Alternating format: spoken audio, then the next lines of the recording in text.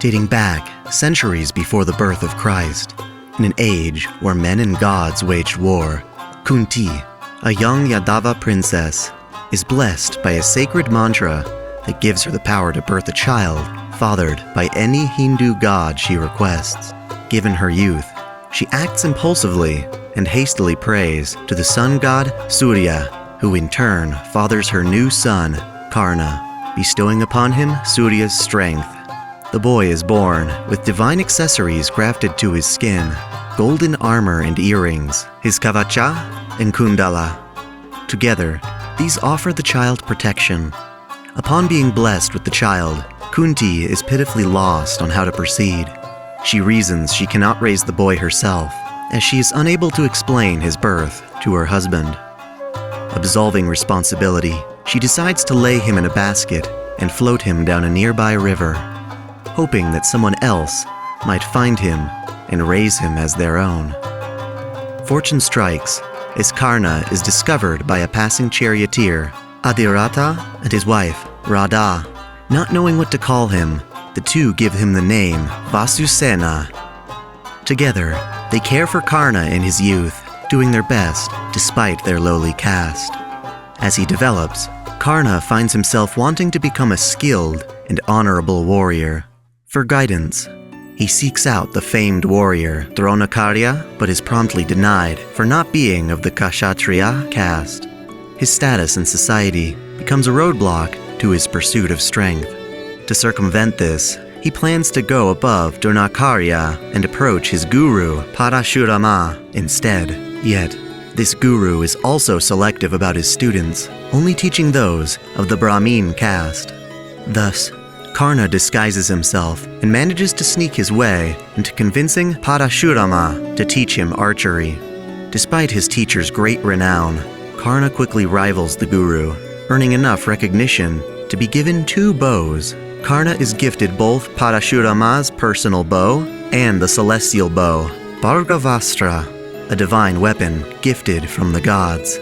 Sadly, one day, Karna's disguise is found out, plunging Parashurama into an intense rage.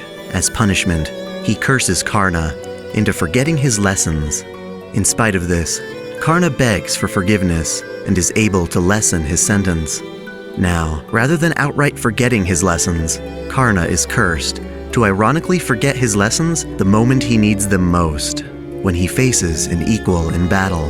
This is not the last of his curses.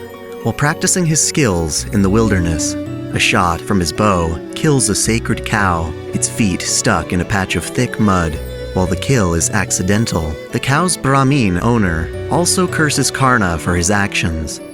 He is cursed to one day have his chariot's wheels become restrained by mud. Karna's mistake plagues him with this bad omen, but he nonetheless pursues the path of a warrior. He hears word that the warrior Dronakarya, who he had once aspired to learn from, is hosting an archery contest among his friends. Upon arriving, he learns that a talented archer and royal Pandava prince, Arjuna, is expected to claim victory. Despite lacking an invitation, Karna enters the competition and skillfully outshoots Arjuna. This angers the attending nobles because he is of low birth. Regardless, the rivalry between the two men grows, and Karna challenges Arjuna to a duel. Once again, he is denied by the officials who claim only a prince may challenge another prince. Arjuna and his brothers, disgusted by Karna's insolence, excuse themselves from the festivities. Karna's burning desire to prove himself does not go unnoticed. Of the nobles, Duryodhana is particularly insightful and well-informed. He has knowledge that Arjuna and his Pandava brothers eventually plan to seize the throne from his Kaurava leader. Being outmatched to defend his own faction, Duryodhana aims to recruit Karna for his strength. In exchange, Karna is offered nobility, land, and an army.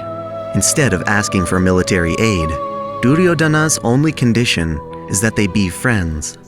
Karna gladly accepts, as this is the first time he is ever acknowledged for his merits.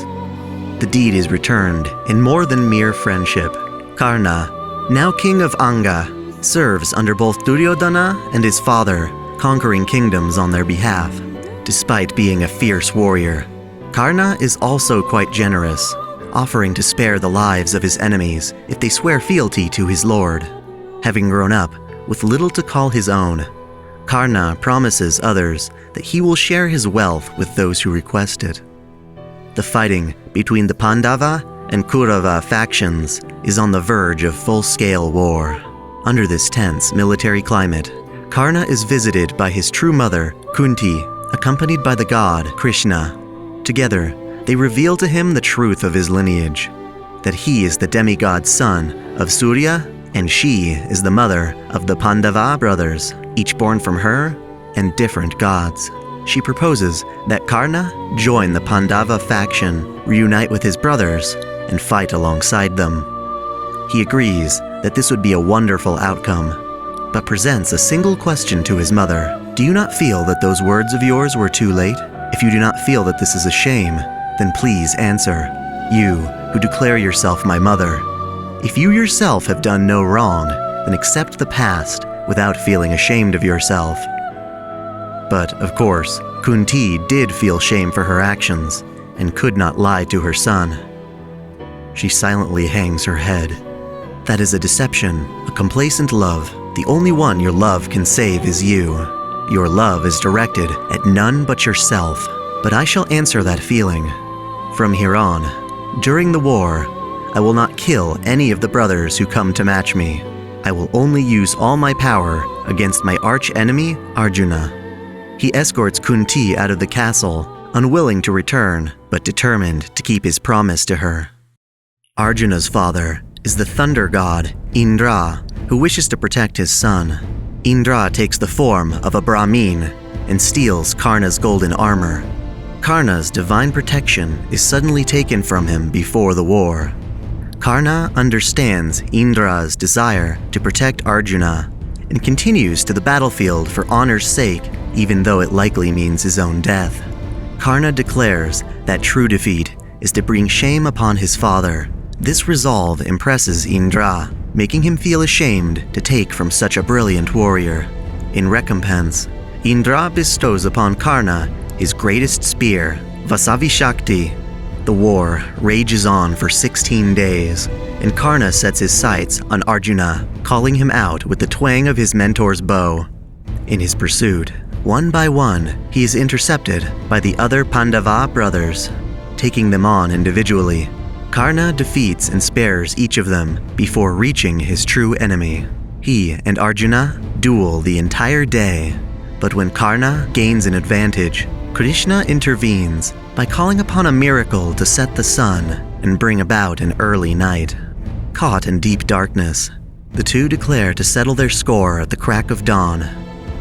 With a long night before their bout, Karna recalls the curse he received from Parashurama years ago. In the heat of his most important fight, he will forget his combat training and fall victim to his opponent. To rectify this, he falls asleep and reaches out to Parashurama in his slumber. Karna requests to have the curse removed, but is denied because the gods believe that, for the betterment of the world, Pandava must win the war. Despite this harsh revelation, Karna still wishes well for his mentor. With the rising of the sun, Karna takes initiative and uses his sacred bow, Bhargavastra, to rain a storm of arrows upon thousands of his enemies. The battlefield is adorned with corpses as Karna confronts Arjuna once more. They fight each other in their chariots, and Karna progressively uses each of his celestial weapons to wear Arjuna down. Soon enough, Karna finds an opening and goes for the kill. But then, his curses take effect. In a single moment, he both forgets his training and becomes caught in the mud. While he tries to free his chariot, Arjuna draws his bow. The two give their best efforts, but Arjuna shoots down the sun. With the fall of a great hero, both gods and men mourn, and Krishna offers Duryodhana the chance to bury his friend. Despite his family's victory, Arjuna regrets defeating Karna in his vulnerable state.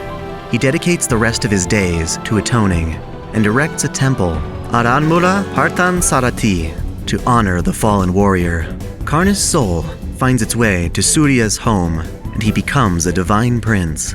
His tale is written in an epic, the Mahabharata, remaining in the hearts of men, and his legend is recorded into the throne of heroes.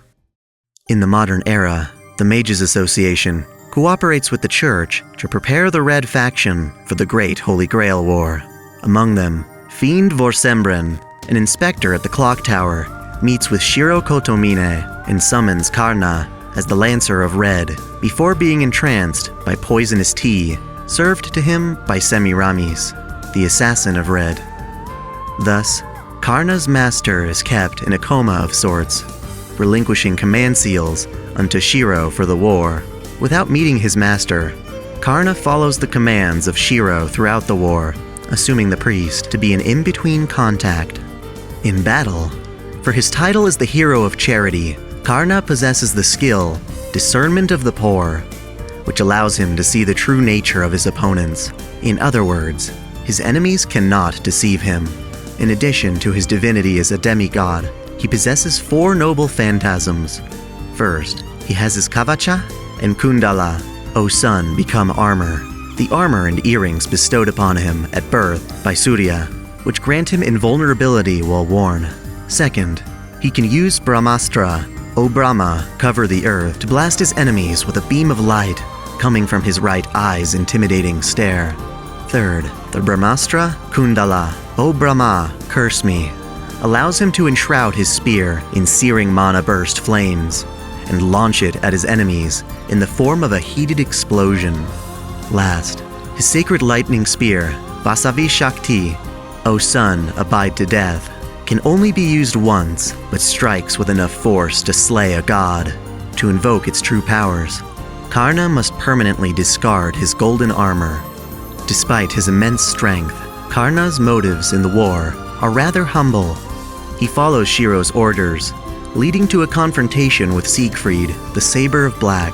The two find themselves well matched, but their fight is interrupted when Jeanne d'Arc arrives. This initial bout sparks in Karna a desire to finish their battle honorably. The two vow to continue their match at a later time.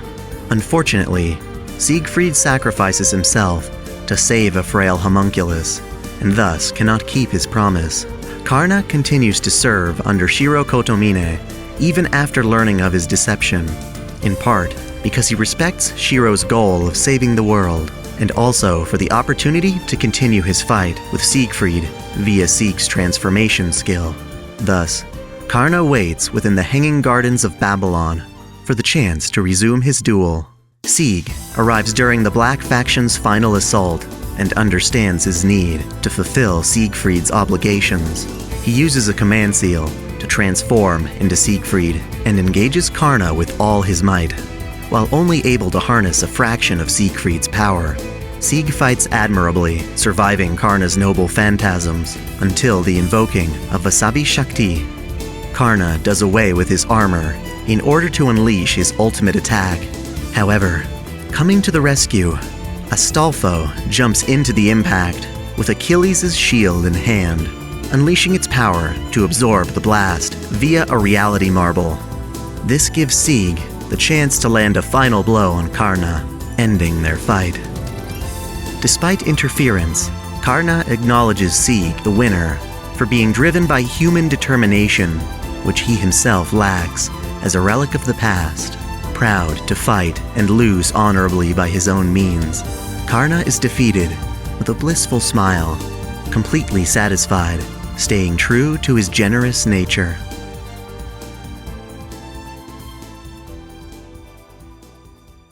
This video is brought to you in part by HelloTalk, an amazing app for learning languages through social exchange. If you've ever wanted to learn a language, perhaps Japanese, then HelloTalk may be perfect for you. As a supplement to hitting the books or taking classes, the HelloTalk app provides you efficient tools to learn by speaking directly with fluent speakers of your target language. It's a mutual exchange between yourself and partners, teaching each other through text, voice, and even video communication. It comes filled with translation tools to help the process along, offering a unique experience that formal education can't match. A ton of practical knowledge I have about Japan came from interacting with a pen pal I made online, which turned into a solid friendship of cultural exchange. With HelloTalk, getting that genuine experience is easier than ever. It's It's totally free for the first language, and you can get it for both iOS and Android devices. To get started, simply click the link in the top right or the link in the description below. I've got a special shout out to give to Bobby Aditya for helping me in this video. As an extra reference, thank you so much. Thank you for watching this video. If you enjoyed it, then go check out some of my other lore videos. It's my goal to make one of these for virtually every servant in the Nasuverse, and I would appreciate your support through that journey. The best way would be to become a patron of the channel. We offer different reward tiers, ranging from early access to the chance to suggest your very own video. Oh, and don't forget to subscribe to OtakuDaiKun for more anime lists, reviews, discussions, lore videos, let's plays, and the Holy Waifu Wars. Until next time, celebrate your fandom.